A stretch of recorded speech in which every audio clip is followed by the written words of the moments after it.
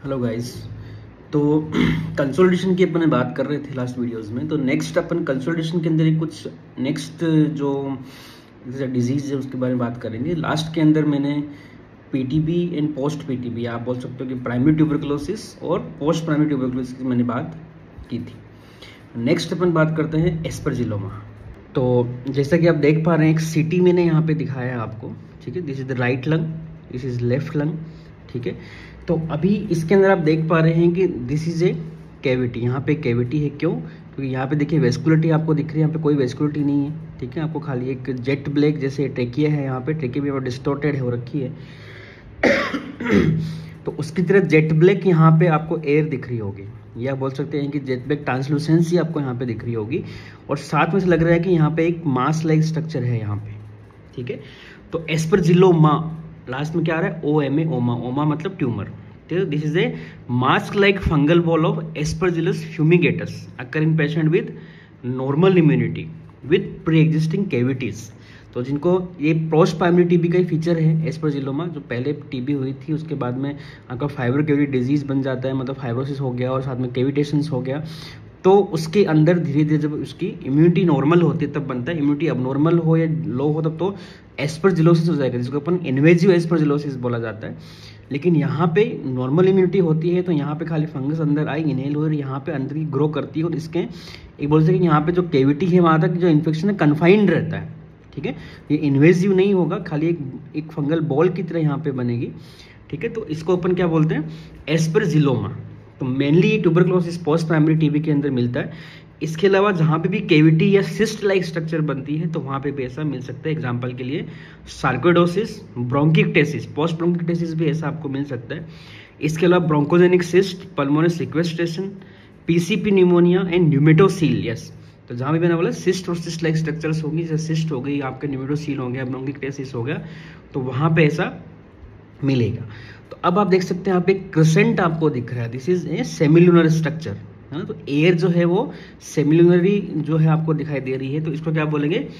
Round और ovoid soft tissue attenuation masses located in a surrounding cavity and obtained और outline by a crescent of air. तो एक ये मास like structure हो गई और ये कैविटी हो गई यहाँ पे surrounded by a crescent of air. तो इसको अपन एयर क्रिसेंट साइन बोलते हैं, ठीक है। तो air crescent sign mainly aspergilloma में मिलता है। लेकिन साथ में आपका हाइड्रेटेड सिस्ट, ब्रोंकोजेनिक कार्सिनोमा और पीसीपी न्यूमोनिया, उनके अंदर भी आपका एयर क्रिसेंट साइन मिल सकता है, ठीक है। तो एक फोटो मैं आपको और दिखा रहा हूं इसमें, ये देखिए। तो aspergilloma, this is the cavity है, उसके अंदर ये देखिए एक जैसे मास्क की तरह यहाँ पे है, ये थोड़ी सी यहाँ पे एयर रही हुई है, ठीक है। तो अभी तो ये एक बोल सकते ग्रॉस स्पेसिमेन है। तो आप क्या सोचते हैं? आप इसके ऊपर एंटी फंगल काम करेगा? ठीक है, एंटी फंगल यूजुअली दिया जाता है, लेकिन जो डेफिनेटिव ट्रीटमेंट एस्परजिलोमा का वो होता है इसको आप हटा दो, है ना, फंगल बॉल को आप निकाल दो, या फिर अदरवाइज लंग जो ठीक है तो आप इसको लोबेक्टमी भी कर सकते हो। डेफिनेटिव ट्रीटमेंट आपका लोबेक्टमी यहाँ पे होता है। नेक्स्ट अपन बात कर रहे हैं क्लेब्सियला न्यूमोनिया, ठीक है। तो क्लेब्सियला न्यूमोनिया, इसको फ्रिडलैंडर बेसिलाई फ्रिडलैंडर न्यूमोनिया भी बोला जाता है। मेनली जो होता है वो अपर लोब को अफेक्ट करता है। देखिए राइट अपर लोब आप देख पा रहे हैं, मेनली अपर लोब को अफेक्ट करता है। यहाँ पे आपका कंसोलिडेशन या फिर जीजीओ भी मिल सकता है। जीजीओ मतलब ग्राउंड ग्लास, देखिए यहाँ पे बीच बीच में आपको एयर दिख रही है तो उसको ग्राउंड ग्लास आप बोल सकते हैं। कंसोलिडेशन होता है। इंटर और इंटरलोबुलर ओपेसिटीज भी आपको मिलती है। तो बिटवीन द लोब भी बोला है इसने, मतलब इंटरलोबुलर मतलब बिटवीन द लोब भी आपको ओपेसिटी मिल सकती है, या फिर फ्लूइड आपको मिल सकता है। इसके अलावा कैविटेशन उतना कॉमन नहीं होता, कैविटीज भी यहाँ पे हो सकती है। Yes, it can further lead to necrotising pneumonia, उसके अपन आगे बात करेंगे। ठीक है, साथ में प्लूरल इफ्यूजन या एम्पाइमा भी यहाँ पे डेवलप हो सकता है। आप देख पा रहे हैं, देखिए आपको डायफ्राम आपको नहीं दिख रहा, तो ये एक तरह से यहाँ पे देखिए सीपी एंगल यहाँ पे ब्लंट है, तो इफ्यूजन भी साथ में डेवलप यहाँ पे हो रखा है। तो क्लेब्सियला न्यूमोनिया के अंदर एक साइन आता है, इसको अपन बोलते हैं बल्जिंग फिशर साइन। होता क्यों है? क्योंकि जो यहाँ पे न्यूमोनिया होता है साथ में नेक्रोटाइजिंग, मैंने बोला कि नेक्रोटाइजिंग में कन्वर्ट हो जाता है। तो नेक्रोसिस होने के बाद में जो आपका डेब्रीज है वो थोड़ा थिक होता है, हेवी होता है, इस कारण से ये आपका बल्जिंग फिशर साइन आपको मिलता है। जो हॉरिजॉन्टल फिशर है वहाँ पे फ्लूइड या बोलते हैं जो थिक एक्जुडेट है वो यहाँ पे आके इकट्ठा होता है, इस कारण से ये बल्ज करता है नीचे की तरफ। तो ये बल्जिंग फिशर साइन आपको यहाँ पे मिलेगा। यस, बल्जिंग फेशियल साइन और कहाँ मिल सकता है आपको? एडिनोकार्सिनोमा आप लिख लीजिए। इसके अलावा लंग एब्सिस और पल्मोनरी हेमरेज में भी बल्जिंग फेशियल साइन मिल सकता है।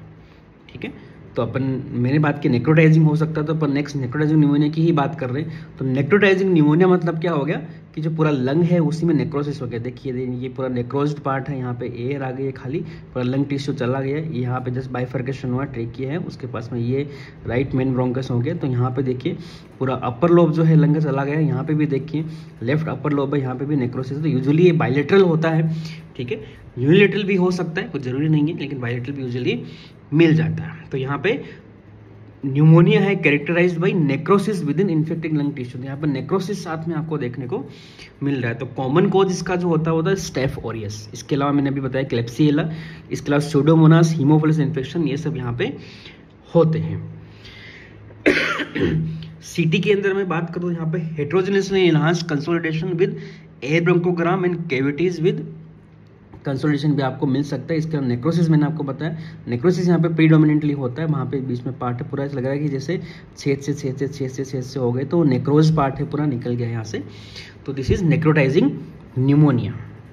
ठीक है, नेक्स्ट अपन बात करेंगे यस ARDS। तो ARDS is acute respiratory distress syndrome.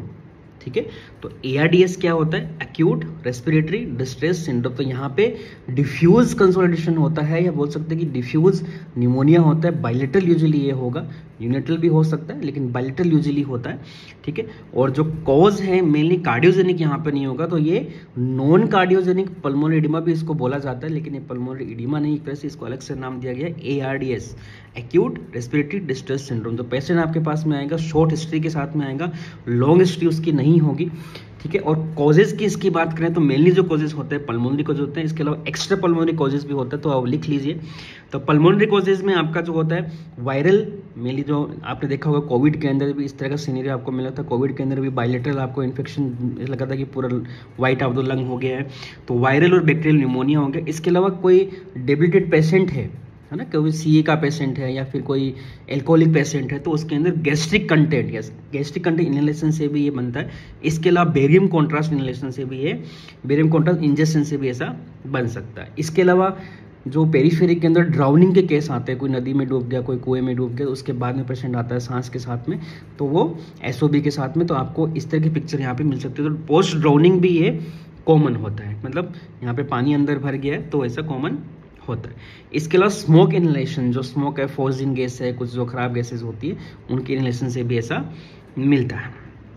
इसके अलावा लंग कंट्यूजन, ये कोई इंजरी हो गई, चोट लग गई, तो भी ऐसा मिल सकता है। अपन एक्स्ट्रा पल्मोनरी की बात करें तो मोस्ट कॉमनली जो होता है वो होता है सेप्सिस है, बर्न्स है, उनमें इनका मिलता है। बर्न के अंदर भी ऐसा मिलता है, बर्न में भी सेप्सिस कॉमन होता है। इसके अलावा ट्रेली एक वर्ड आपने सुना होगा, transfusion related acute lung injury, जो ब्लड ट्रांसफ्यूजन के जस्ट बाद में होती है, तो बायलेटरल वहाँ पे आपको ये मिलता है। इसके अलावा पैंक्रेटाइटिस, इसके अलावा कुछ ड्रग्स है, ठीक है, जो ओपियोइड मतलब लेते हैं, कोकेन लेते हैं, उनमें ऐसा होता है।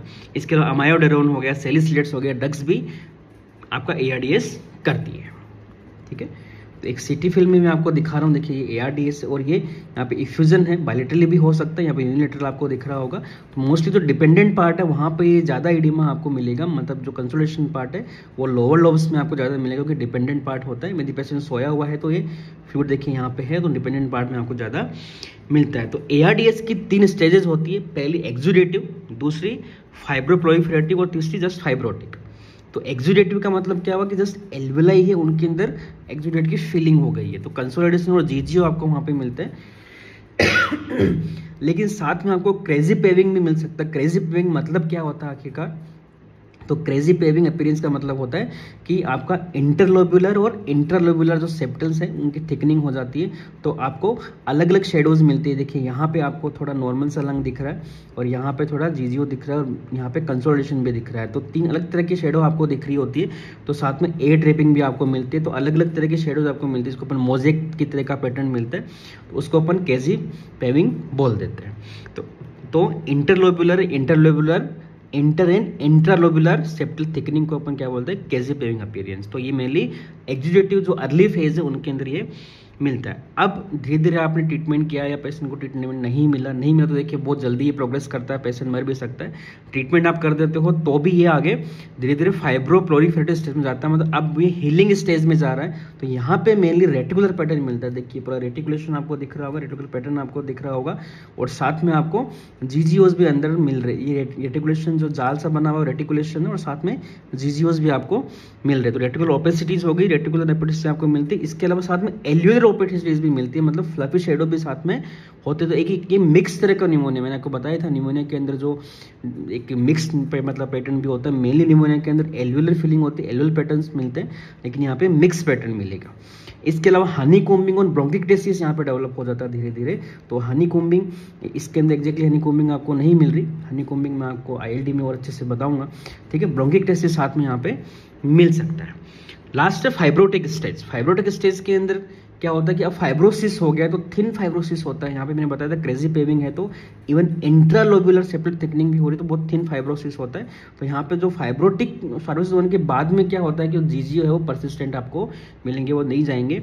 इवन कोर्स रेटिकुलेशन जो आपका कोर्स हो गया, आप यहाँ पे पहले फाइन रेटिकुलेशन होता है, कोर्स रेटिकुलेशन हो गया, बिल्कुल पूरा लंग ही आपका फाइब्रोज्ड हो गया। इसके अलावा फाइब्रोसिस हो गया तो साथ में आपको सिस्ट, बुल्ला और ट्रैक्शन ब्रोंकिक्टेसिस भी मिल सकता है। सिस्ट, बुल्ला एंड ट्रैक्शन ब्रोंकिक्टेसिस भी आपको यहाँ पे मिलेगा, ठीक है। तो मेनली अपन यहाँ पे एस्परजिलोमा, फ्रिडलैंडर बैसिलर, फ्रिडलैंडर निमोनिया या क्लेप्सिलर निमोनिया, इसका नेक्रोडाइजिंग निमोनिया मैंने आपको बताया, ठीक है। नेक्रोडाइजिंग निमोनिया भी बहुत सीवियर टाइप का निमोनिया होता है, बहुत जल्दी उसको ट्रीटमेंट की नीड होती है। इसके अलावा एआरडीएस एक एक्यूट कंडीशन है जो मेनली नॉन कार्डियोजेनिक, मैंने यहाँ पे बात की। कार्डियोजेनिक को जो पल्मोनरी एडिमा बोला जाता है, क्योंकि उसके अलग स्टेजेस होती है, ठीक है।